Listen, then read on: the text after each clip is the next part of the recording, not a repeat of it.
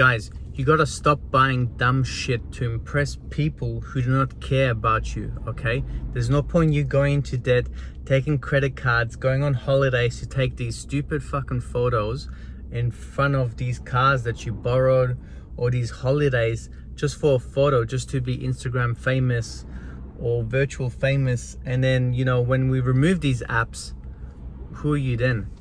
And in the end, you're the one who's going to suffer, because you're the one who's left with the debt, who has to pay interest on that as well. And interest is shit, man, trust me. You're paying, let's say, a minimum $500 a month, plus on top of that interest for something that you can't even use anymore, right?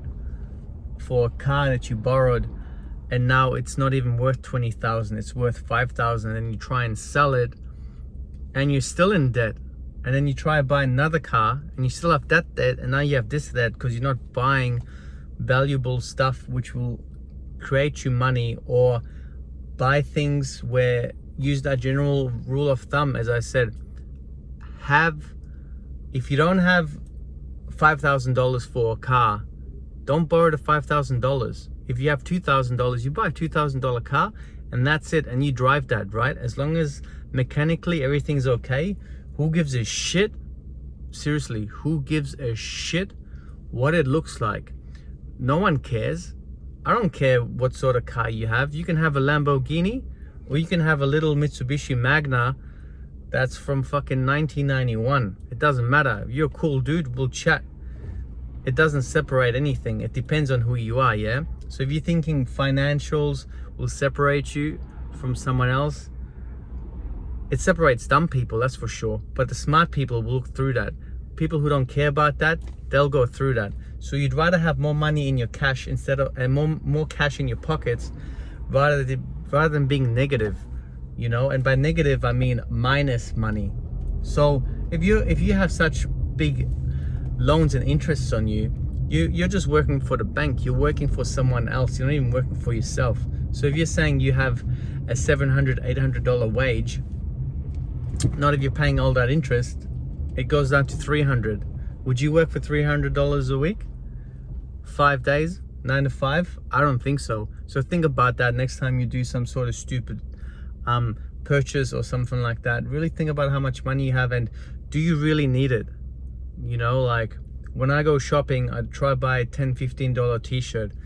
There's t-shirts that are worth $80, $50, right? And people buy it, but like, what's the point? For 50 bucks, you can buy 10. You know what I'm saying? And you wear it until, as long as you can, or go online. You know, there's heaps of sites from Asia where you can buy cheap stuff and it gets shipped to your house, and it still looks cool as fuck.